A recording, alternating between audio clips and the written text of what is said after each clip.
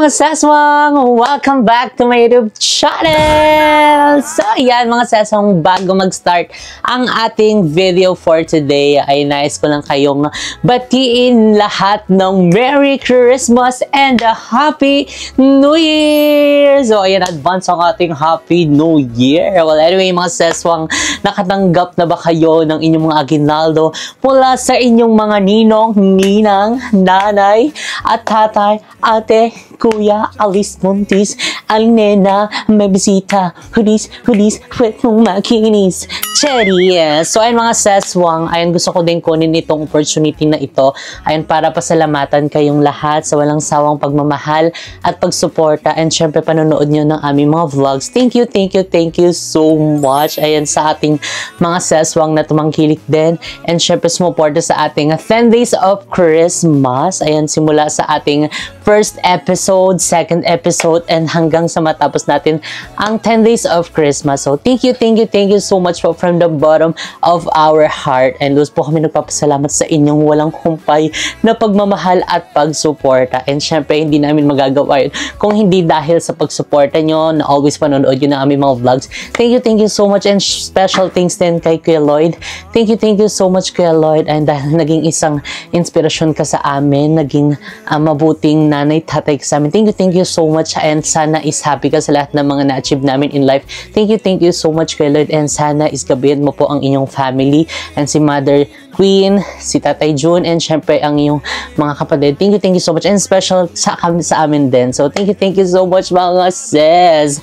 So, ayan nga mga sis, kung napapansin nyo naman sa ating harapan, merong bagong maleta at merong mga gamit sa ating likuran. Yes, mga sis, tama ang iniisip nyo. Today is magpapak tayo dahil pupunta kami ng Japan! Ayan, so syempre mga seswang, mas magiging special tong aming Japan trip dahil kasama namin ang aming buong family, ayan ang family ni Mo, and syempre ang aking family. So ayan, syempre isa to sa aming bucket list, ayan na maipa-experience sa kanila ang snow and makapunta sa Japan dahil isa to sa aming dream country na hindi talagang magsasawang babalik-balikan. So syempre yung aming experience din before, ayan na super natuwa kami, ayan sana is matuwa din sila, and syempre sure kami matutuwa sila doon dahil syempre merong snow, ayan diba? So kaya naman mga sis, samahan nyo kami ngayon mag-impake, ayan dahil yung ating mga binili is syempre kailangan ng mga panlamig-lamig, mga pangtugnaw ba, ayan dahil yung aming family din is na-excite na din sila dahil nagbili na din sila ng mga gagamitin nila, nagbili na sila mga kakapal na jacket, nagbaon na din ng mga pang haplas-haplas, alam niyo naman ang mga lamigin ang tiyan. So kaya syempre kapag din tayo, mag-out of the country tayo, so syempre kailangan meron din tayong baong mga gamot. Ayun syempre biglaan kasi yun, 'di ba? From mainit ka tapos biglang pupunta ka sa lugar na malamig. Syempre mag-a-adjust pa yung katawan mo. Minsan magkakaroon ka ng lagnat, ng sipon. So kaya kailangan nating magbaon ng mga medicine natin para I am ready tayo mga sis. So ayan mga sis, tara na at umpisahan na natin mag-impake. Dumating na yung aking order. Ayan na, in-order ko yung vacuum seal dahil syempre before, naggamit din kami ng vacuum seal dahil mas nakakatulong siya kapag yung makakapal yung mga jacket, yung mga bulky. So natutulungan niyang mas ma-compress ng bonggang-bongga at mas maraming space pa ang magagamit mo dito sa ating maleta. So ayan, magbili din kayo nito. Mura lang din naman to. So kapag mag-travel kayo na hindi nyo alam paano magkasya ang inyong mga gamit, mag-buy lang kayo nito. May iba't ibang size naman siya. So ito yung lock niya, tapos yung parang seal niya. So unahin natin to mga sis dahil ito yung mga jacket namin. Actually hindi pa to final ha. So ito lang kasi nahanap namin mga jacket sa Uniqlo. And although nakakaano naman siya ng lamig kasi alam namin yung maaano ng lamig, matatablan or hindi. So syempre bumili din kami ng mga heat tech. Ayun dahil isa yun sa mga kailangan, ang heat tech. So hindi kailangan mawala yun. So bumili kami ng mga heat tech, ayan kasamang aming family, binilhan na rin namin sila, and special din yung yung ear muff, ayan syempre para sa tenga-tenga, 'di ba? Lalo kapag hindi pa sila sanay. Ayan, bumili kami ng mga jacket, mga warmer din to na jacket ha. So, syempre yung iba baka doon na lang din kami pag kinulang tong aming mga pinamili. So, ito yung mga pants. Ayun, unahin ko lang yung mga bulky para i-ano ko siya. Lagay ko sa vacuum seal. Ayun, itong puff jacket na medyo manipis.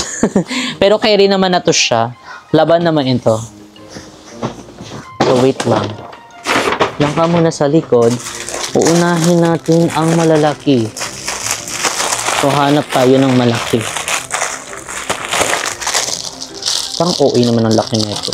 Excited kami lahat mga seswang dahil syempre, ayan, di ba makakaano ulit tayo. Hala, ang OA! Pang ano na to Pang mga bahay na to, pang mga comforter, mga punda. Hindi ito pwede. Masyado malaki. Diyan muna yan. Ayan so tama na yung ganyang kalaking tupi. Kasi isisiksik pa naman natin. Yan, pwede to sa mga pantalon-pantalon, yung mga makakapal. Papakita ko sa inyo yung mga before and after.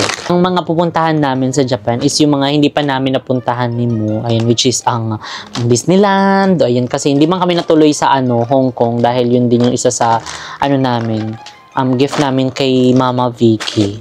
Ayan, matutuloy naman kami doon sa Japan. Ayan, pupuntahan na namin yung mga bongga na, yung talagang matutuwa sila sa mga tanawin. Yung pwede siya makapag-TikTok. Ganon. So, sure akong yan siya. Marami yan siyang TikTok. So, kaya i-follow nyo na si Mama Vicky sa kanyang TikTok. Dahil tignan nyo, abangan yung mga upload niya. Sunod-sunod yan. Yung mga kulang namin na biniling gamit, ayun, siguro doon na lang namin bibilin sa Japan. Ayun, doon sa Gio. Yung last time kasi bumili kami parang, sabi, ayun, mas mura ito doon. At saka yung bumili din kami nito, sabi-sabi doon na daw, mas mura daw sa Gio. Pero syempre, kailangan, meron kang dalang mga gamit. Mamaya, di ba? Pagdating mo doon, wala kang jacket, ngarag-ngarag ka talaga, natugnaw talaga. Katulad nung pumunta kami, mali pa nga yung suot namin, blazer.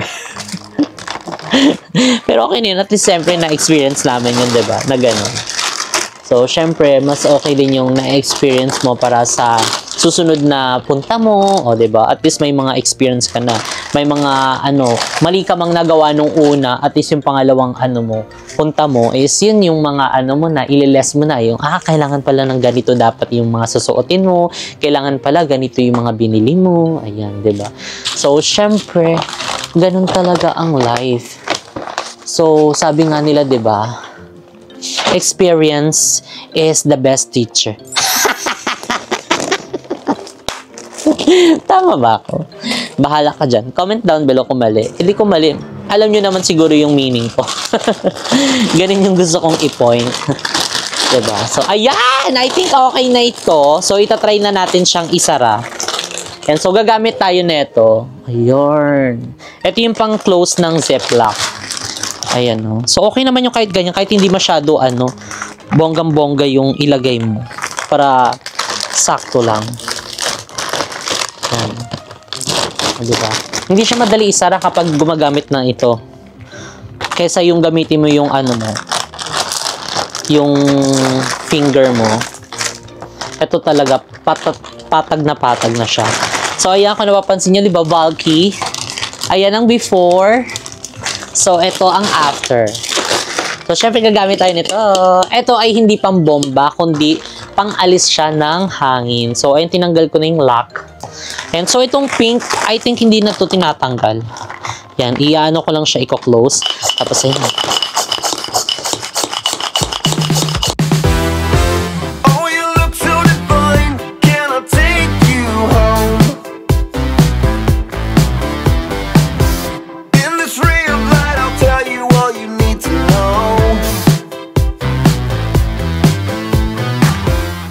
Tadaan! O, diba?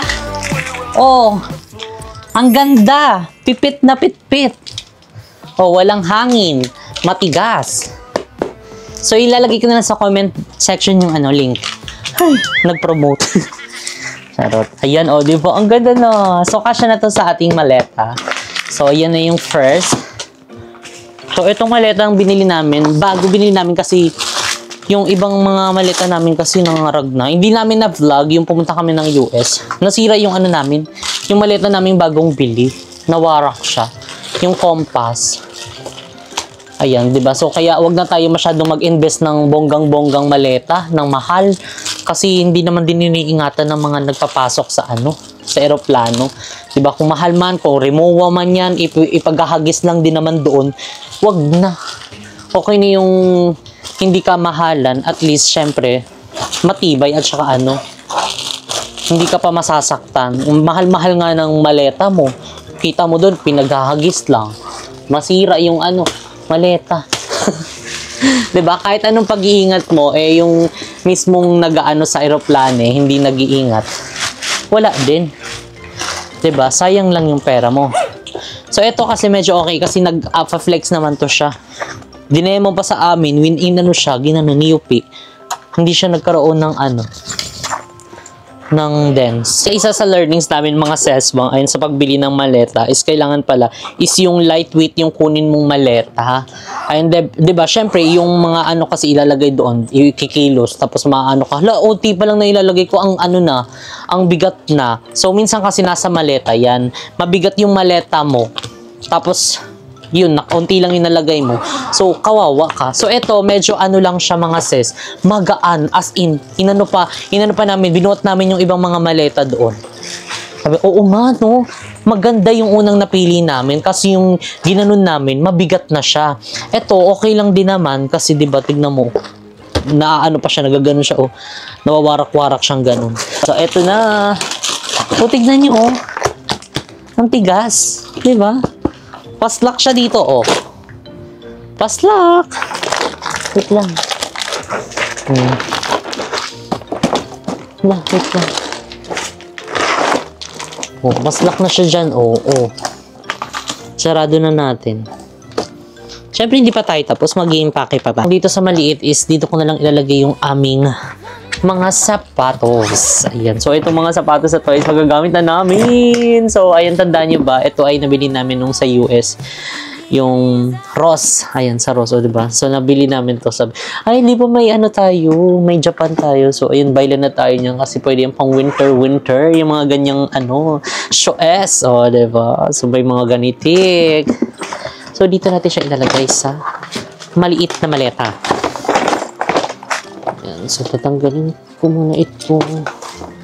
Diba? Ang ganda. Ang ganda niya, Hey! Pwede na siyang tumapak sa mga snow. Sa mga niebe. Ito yung sapatos mga sesbang. Yung last time hindi namin nabili sa Japan dahil nga medyo pricey siya. And yung nandun nga kami sa US, yung nagtingin-tingin kami sa mga Ross, medyo muraitok siya doon. So kaya ibinili na namin dahil naalala namin na meron pala kaming Japan trip with our family.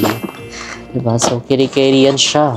So, i-arrange ko na ngayon is yung mga toiletries namin na dadalhin para hindi na kami maggalgal sa oras kapag nag-impake na ng bonggang-bongga.